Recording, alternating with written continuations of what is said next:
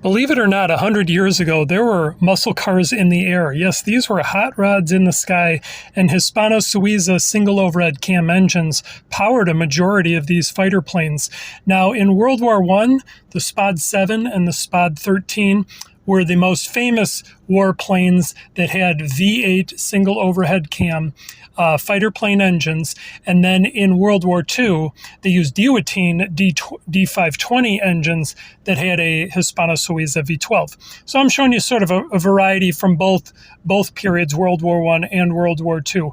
But the most important topic is a lot of the mechanical engineering. If you're studying the history of the muscle car area and the rivalries between Ford and Chevy and Dodge and Chrysler versus the Japanese vehicles and all the different competition, there's sort of a misnotion that everything happened in racing, starting in 1948. But really, a lot of the innovations began as far back as World War I, when in 1917, a Spanish automaker named Hispano-Suiza developed a V8 single overhead cam engine that was used in French warplanes or fighter planes called the Spad 7 series all the way up to the Spad 13.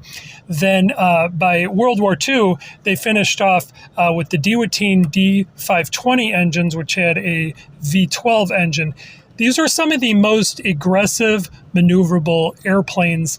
And why do they call them a Hellcat in the sky? Well, they were way ahead of their time. Consider the fact that this was 15 years before even the Ford Flathead came out. So to say these engines were revolutionary in mechanical engineering is the understatement of the century, both centuries. So the Spad 7, essentially maneuverability, reliability, and weight savings were some of the crucial factors that kept them from using either a pushrod engine or what we now see dual overhead cam. So there's a misconception that dual overhead cam is better.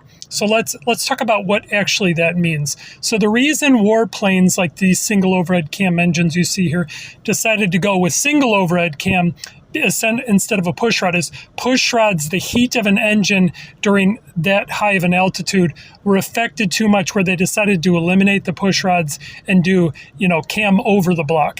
Dual overhead cam increased the weight enough where it wasn't worth the extra horsepower. So single overhead cam became the dominant powertrain for gasoline water-cooled engines. These were hand-built engines that had like wood and fabric casing in them. So, these were the